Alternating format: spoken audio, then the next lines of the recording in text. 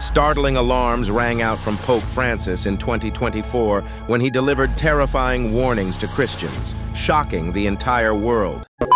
Entrano senza che tu te ne accorga. Bussano alla porta, sono cortesi, no, va bene, va avanti. E poi alla fine comandano loro nel tuo animo. State attenti.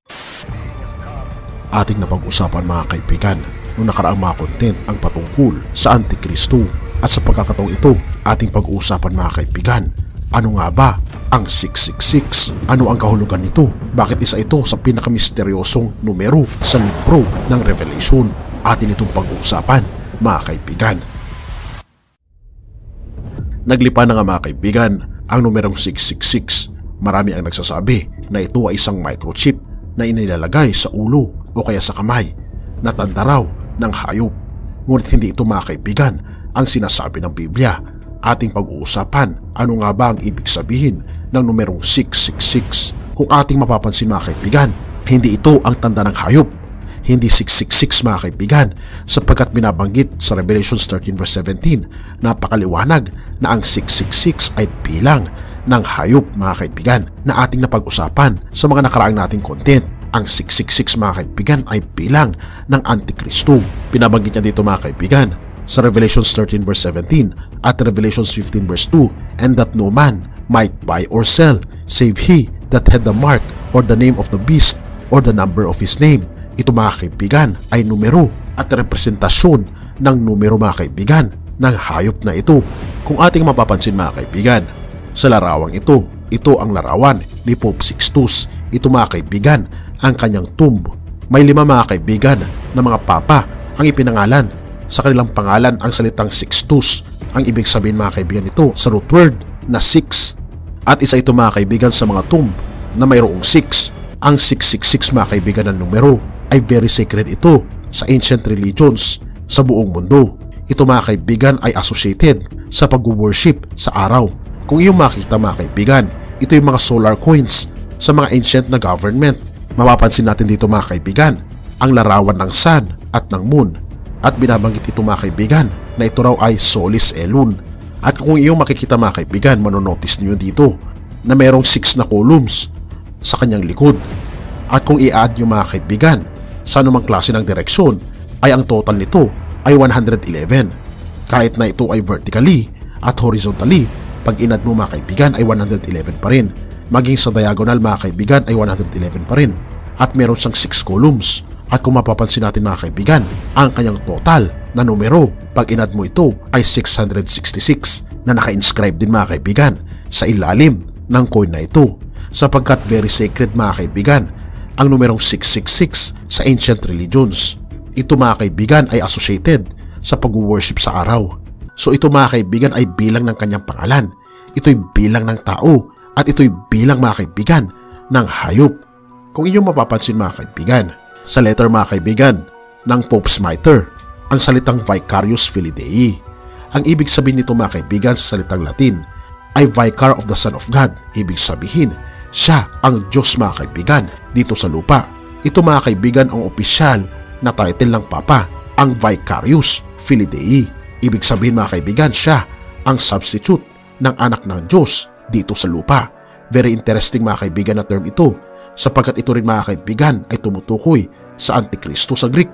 Nang ibig sabihin mga kaibigan ay substitute for Christ. So ibig sabihin mga kaibigan ng Vicarius Filii Dei ay Antichrist. Ang salitang Vicarius Filii Dei, atin ito makikita mga kaibigan sa korona ng Papa. Ang pagkakalagay mga kaibigan ito ay Vicarius Filii Dei. Ating babalikan mga kaibigan sa Our Sunday Visitor, April 18, 1915. The letters on the Pope's Mitre are this Vicarius Filii Dei, which is Latin for the Vicar of the Son of God, our Sunday Visitor. At kung ating mapapansin mga kaibigan ito mga kaibigan ang Roman numerals ng Vicarius Filii Dei. Ating isusulat mga kaibigan ito upang makita natin kung ano mga kaibigan ang total na numero ng salitang Vicarius Filii Dei. Ang V mga kaibigan ay 5, ang I ay 1, ang C mga kaibigan ay 100, habang ang A ay 0, R ay 0 dahil wala naman mga kaibigan ito sa Roman numeral. Pagkatapos ang I ulit mga kaibigan ay 1, habang ang U ay V rin ito mga kaibigan na nire-represent ang numerong 5 habang ang SI0 ito mga kaibigan ay tumutotal sa 112 at tayo mga kaibigan ay dumako sa Philly. Ang FI0, ang I ay 1 habang ang L ay 50 habang ang I ulit mga kaibigan ay 1 at ang I mga kaibigan ulit ay 1. Ito ay tumutotal mga kaibigan ng 53 at tayo mga kaibigan ay dumako na sa DE. Ang D mga kaibigan ay 500 habang ang E ay 0 habang ang I ay 1. Ito ay tumutotal sa 501. At kung ating i-add mga kaibigan, 112 plus 53 plus 501 ay equals, hulaan nyo mga kaibigan kung ilan ito. Ito mga kaibigan ay nakakakilabot dahil ang numero mga kaibigan lumalabas ay 666. Napakalinaw mga kaibigan ang sinasabi ng Biblia sa Revelation 13 verse 18. Dito'y may karunungan. Ang may pagkaunawa ay bilangin ang bilang ng hayop sapagkat siyang bilang ng isang tao mga kaibigan at ang kanyang bilang ay 666. Nakakagulat lang isipin mga kaibigan na ito ay matagal lang itinago sa atin ang patungkol sa papasi. Binabanggit mga kaibigan sa artikel na ito si Cardinal Joseph Ratzinger na kilala bilang Pope Benedict XVI noong 1992. Binabanggit niya dito, the Roman Catholic Church is wiser than the Bible or the Word of God and is capable of contradicting it. Oo mga kaibigan, ang iglesia raw ng Roman Catholic Church ay mas mataas pa sa binabanggit mga kaibigan ng Biblia dahil kaya nila mga kaibigan na baguhin at i-contradict ang sinasabi daw ng salita ng ating Panginoon. At kung ating mapapansin mga kaibigan, hindi ba't isa itong kapusungan sa ating Panginoon dahil binabanggit mga kaibigan sa Salmo 119 verse 160, ang kabuuan ng iyong salita ay katotohanan.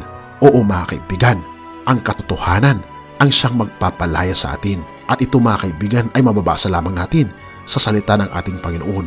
Job 5 verse 17 to 18, narito, maginhawa ang tao na sinasaway ng Diyos, kahit huwag mong waling kabuluhan ang pagsaway ng kapangyarihan sa lahat, sapagkat siya'y ang Diyos, sumusugat at nagtatapal, siya'y sumusugat at pinagagaling ng kanyang mga kamay. Oo mga kaibigan, masakit mang isipin ang katotohanan, ngunit ito mga kaibigan ang magbibigay sa atin ng kalayaan upang sa ganun makita natin ang tamang daan patungo sa daan ng ating Panginoong Diyos. John 8 verse 32, at inyong makikilala ang katotohanan at ang katotohanay magpapalaya sa inyo. Purihin ang Diyos sa katotohanan ito. At tatanungin kita mga kaibigan, nais mo ba na sundin ang katotohanan? Ito mga kaibigan ang paanyaya ng ating Panginoong Diyos. Tayo ay manalangin. Ama naming banal, nakita po namin ang buong katotohanan. Tulungan kami na sundin ang katotohanan. Gabayan kami, Panginoon, na makita ang buong pagmamahal po ninyo at plano ninyo para sa amin. Ito po ang aking samot dalangin at patawarin kami sa lahat ng aming pagkukulang pagkasala sa pangalan ni Jesus. Amen.